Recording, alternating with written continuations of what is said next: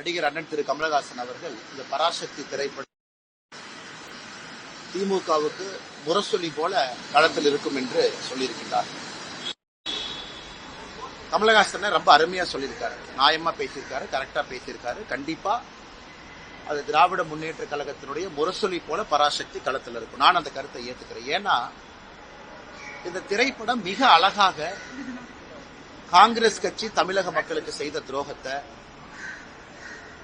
1950 நம்முடைய அரசியலமைப்பு சட்டம் வந்த பொழுது ஒரு மொழிகளும் எப்படி இருக்க வேண்டும் என்கின்ற வரைமுறை கொண்டு வந்திருந்தாங்க. பேசக்கூடிய மொழி எது, அபிஷியல் லாங்குவேஜ் எது, கம்யூனிகேட்டிவ் லாங்குவேஜ் எது, மத்திய அரசுக்கும் மாநில அரசுக்கும். கொஞ்ச நாள் கழிச்சு லிங்க் லாங்குவேஜாக எது வரும் என்று காங்கிரஸ் 1950 தீர்மானிச்சார், ஹிந்தி.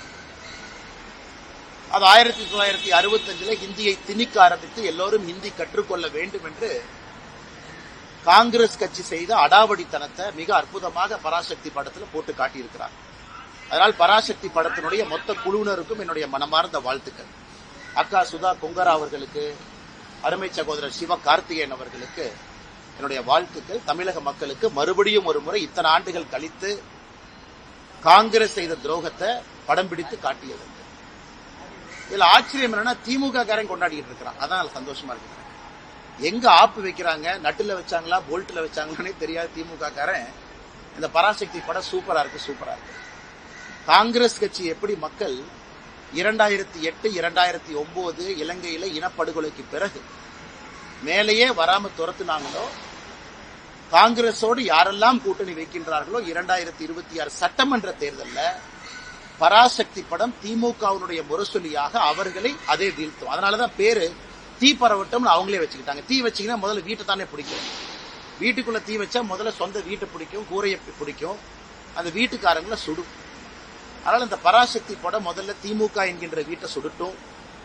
காங்கிரஸோடு கூட்டணியில யாரெல்லாம் இருக்கிறாங்களோ உங்க கூரையில தீ பரவட்டும். அதனால தீ பரவட்டும் நல்லா வச்சிருக்கிறாங்க. நான் இதுக்கு இன்னும் ஒரு வாரத்துல நம்முடைய முதலமைச்சர் அந்த படத்தை பார்த்து ரிவ்யூ போடுறதுக்காக வெயிட் பண்ணிட்டு இருக்கேன்.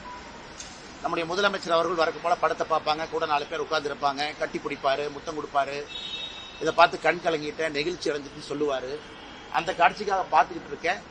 அதனால நல்லா இருக்கட்டும், எல்லா மக்கள்லாம் போய் நல்லா பாருங்க. பார்த்துட்டு காங்கிரஸ் யாரோடு கூட்டணியில் இருக்கிறாங்களோ அந்த வாக்குச்சாவடி பக்கம் போய் ஓட்டு போடுறக்கே போயிடாது.